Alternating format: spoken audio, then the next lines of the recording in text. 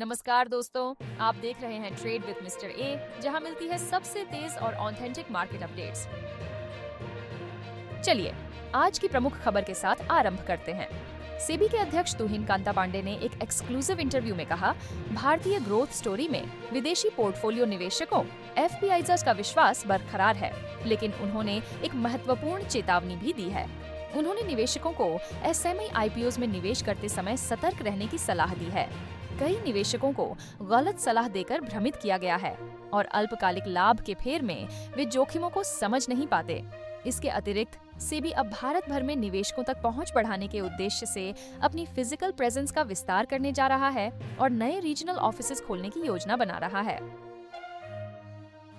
America चीन तनाव का भारत को लाभ। अमेरिका के राष्ट्रपति डोनाल्ड ट्रंप ने कहा है कि भारत के साथ शुल्क वार्ताएं बहुत अच्छी चल रही हैं और दोनों देश एक द्विपक्षीय व्यापार समझौते की ओर बढ़ रहे हैं, जिसकी समय सीमा सितंबर-अक्टूबर रखी गई है।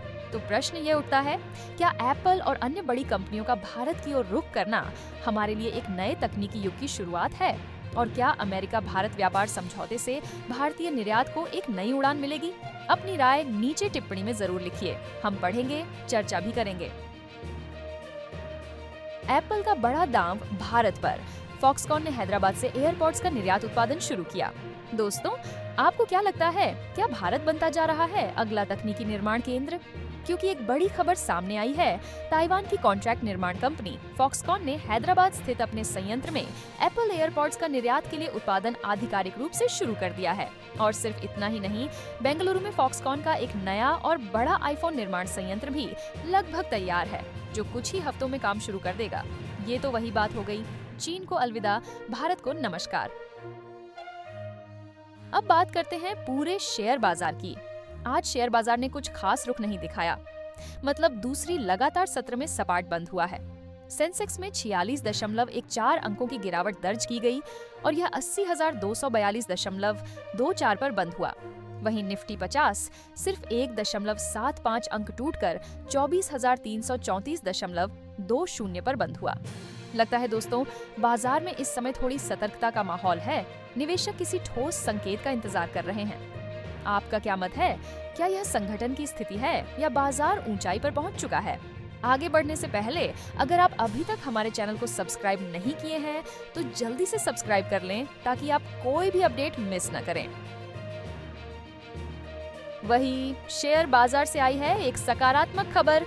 विदेशी निवेशकों एफआईआईज ने लगातार 11 दिनों तक खरीदारी की लय बनाए रखी है और कल 30 अप्रैल को भी उन्होंने 50 करोड़ रुपए के शेयर खरीदे। इसके साथ ही एफआईआईज ने अप्रैल का महीना नेट खरीदार के रूप में समाप्त किया है, जबकि महीने की शुरुआत में उन्होंने लगभग 35,000 करोड़ रुपए के शेयर बेचे थे।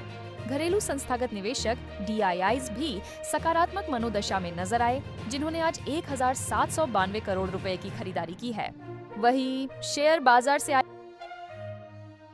बंधन बैंक ने अपनी चौथी तिमाही के नतीजे घोषित कर दिए हैं और नतीजे सुनकर आप भी चौंक जाएंगे। बैंक का शुद्ध लाभ 482% की बढ़ोतरी के साथ 318 करोड़ रुपए तक पहुंच गया है। जी हां, पिछले साल के 54.6 करोड़ रुपए की तुलना में यह जबरदस्त उछाल है। लेकिन तस्वीर अभी बाकी है दोस्तों। तिमाही दर तिमाही आधार पर देखा जाए तो लाभ में 25% की गिरावट भी देखने को मिली है। इसके अलावा बैंक ने 1.5 रुपए प्रति शेयर का लाभांश भी घोषित किया है। पर दोस्तों, एक मोड़ और है। बैंक की शुद्ध ब्याज आय में 4% की वार्षिक गिरावट आई है, जो अब 2,756 करोड़ रुपए रह गई है। और बाजार की प्रतिक्रिया? बंधन बैंक का शेयर आज बीएसई पर 1.7% की गिरावट के साथ 165 रुपए प्रति शेयर पर बंद हुआ। अब बात करते हैं खनन क्षेत्र की दिग्गज कंपनी वेदांता की। वेदांता ने भी अपनी चौथी तिमाही के आंकड़े जारी किए हैं और यहाँ भी जबरदस्त प्रदर्शन देखने को मिला है। कंपनी का समेकित शुद्ध लाभ 154% की बढ़ोतरी के साथ 3,483 करोड़ रुपए तक पहुंच गया है, जो पिछले साल 1,369 करोड़ रुपए था। यह बढ़ोतरी एल्यूमिनियम और जिंक के उत्पादन में वृद्धि तथा कंपनी की लागत में कटौती की रणनीति के चलते संभव हो सकी है। राजस्व की बात करें तो इस तिमाही में वेदांता की समेकित आय 14% बढ़कर 40,455 करोड़ रुपए हो गई है, जो पिछले वर्ष की समान तिमाही में 35,509 करोड़ रुपए थी। और अगर तिमाही दर तिमाही तुलना करें तो कंपनी ने 3.4% की वृद्धि दर्ज की है। वहीं एलओसी पर फिर से तनाव।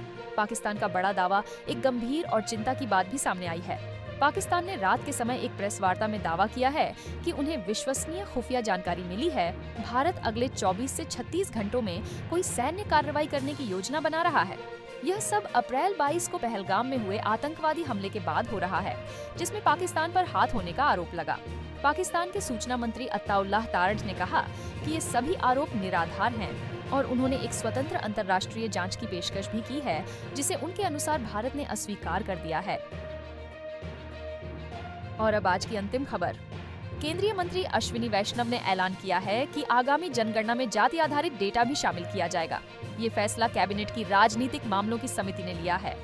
वैष्णव ने बिहार जैसे राज्यों में कराए गए जाति सर्वे को अनसाइंटिफिक बताया है।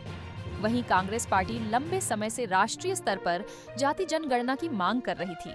राहुल गांधी ने तो प्रधानमंत्री मोदी से 2011 की जातिगत जनगणना का डेटा सार्वजनिक करने की भी मांग की थी।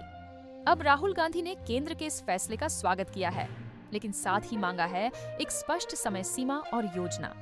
अब सवाल ये है, क्या जाति जनगणना से बदलेगा भारत का आरक्षण सिस्टम?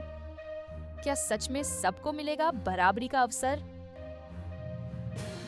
तो दोस्तों, आज की मार्केट अपडेट यही थी। कैसी लगी आपको ये खबरें? अपनी राय कमेंट सेक्शन में लिखना न भूलिए।